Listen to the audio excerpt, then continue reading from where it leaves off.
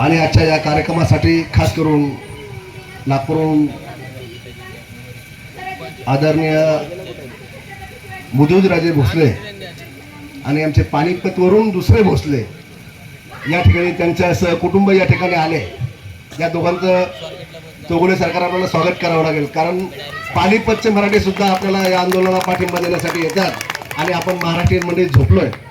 आत्ताच नानासाहेबांनी सांगितलं की मावळे कमी असले तरी चालतील, परंतु ते जातीचे असले पाहिजे, ते लढवय्ये असले पाहिजे. आज मंचकावरील तानाजी मालुसरांचे वंशज कुणाल जे असतील, ज्यांनी ज्यांच्या खपक्या आवाजामध्ये लोकांना सांगितलं, ते आमचे रविभाऊ असतील किंवा सरदार इंगळे असतील, आदरणीय मंच समोर बसलेले माझे बांधव आणि माझ्या माता भगिनींनो, आपला जास्त वेळ घेणार नाही, कारण आता जावळ्यांचा आदेश आहे की भाषण कमी करा परंतु काम करा. तर असो, आज आपण बघतोय की मुदोजीराजे भोसले गेल्या कित्येक दिवसापासून त्या ठिकाणी रस्त्यावर असेल, इतर माध्यमाच्या माध्यमातून असेल किंवा सरकारला पत्र व्यवहाराच्या बाबतीत असेल, सारखं काम या नकाशा हटवण्याच्या बाबतीत करतायत. मला वाटतं सरकार हा नकाशा अजूनही, हा जो आपला नकाशा जो हटवलाय तो कमी आहे. जर आपण जर रघुजीराजे भोसलेंची कारकीर्द जर बघितली तर त्याला आणखी वाढवण्याची गरज आहे, आणि जो वाढवलेला तो वाढवत नाही आहे, परंतु जो आहे तोही हटवण्याचा प्रताप हे राजकारणी मंडळी करतायत. खरं म्हणजे यांना भीती वाटते का भगव्या रंगाची? एकीकडे म्हणायचं भगव्याचं सरकार आहे, यांना हिरव्यांचा रंग चालतो, यांना तर इंग्रजाचा रंग चालतो, आणि मग भगवा रंग चालत नाही का? हा माझा खरा प्रश्न आहे. आता चौगुलेजीने सांगितलं की पानिपतचं युद्ध हे काही जिंकण्यासाठी नाही, तर भारत देशाला वाचवण्यासाठी लढलेलं मराठ्यांचं युद्ध आहे.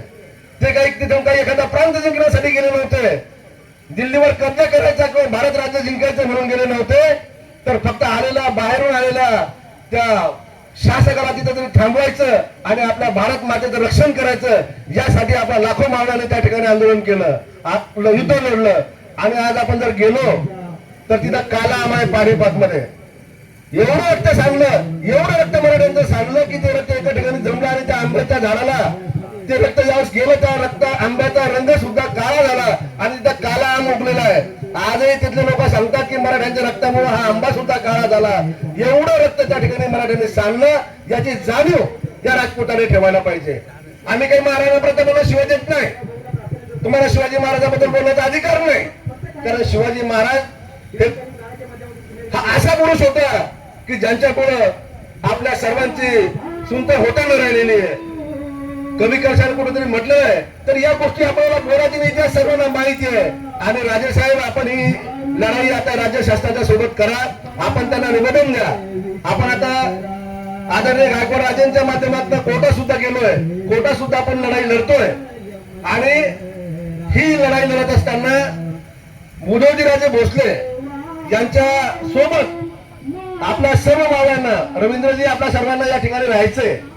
आणि हे युद्ध आपल्याला फक्त राज्य स्तरावर नव्हे तर आपल्याला केंद्र सरकारवर जंतर मंतरच्या ठिकाणी सुद्धा भविष्यामध्ये जावे लागेल, कारण मला वाटत नाही इतक्या लवकर ते आपलं म्हणणं ऐकतील. आपल्याला त्या ठिकाणी जाऊन सुद्धा युद्ध आपल्याला हे आजच्या पूर्वीच्या काळामध्ये तलवारीच्या माध्यमातून युद्ध लढलं जायचं, आजच्या माध्यमातून आंदोलनाच्या माध्यमातून, पेनच्या माध्यमातून आपल्याला हे युद्ध लढायचंय. आणि आम्ही सर्वजण आदरणीय मुदोजीराजे भोसले यांच्या सोबत आहोत. आपण सर्वांना विनंती करेल की हे जरी मावळे आज इतके एवढे आले असतील तरी यांच्या मोबाईल मध्ये एवढी ताकद आहे की करोडो लोकांपर्यंत आजचा आमचा विचार तुम्ही त्या ठिकाणी निश्चितच पोहोचवणार आहात.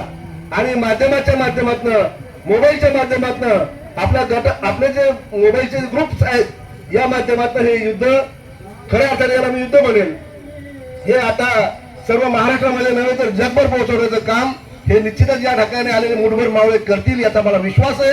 आणि राजेसाहेब, आपण या लढाईचं आपण नेतृत्व करा. आपण छत्रपती शिवरायांचे वारस आहात. आज तुम्ही इथं आहात आणि पानिपतवरून भोसले आले, म्हणजे पानिपतचे मराठे सुद्धा इथे यायला तयार आहेत आपल्या नेतृत्वाखाली काम करण्यासाठी. आम्ही सर्वजण आपल्या पाठीमागे निश्चितपणे खंबीर आहोत, एवढंच या ठिकाणी सांगतो आणि माझे दोन शब्द संपवितो. जय जिजाऊ, जय शिवराय.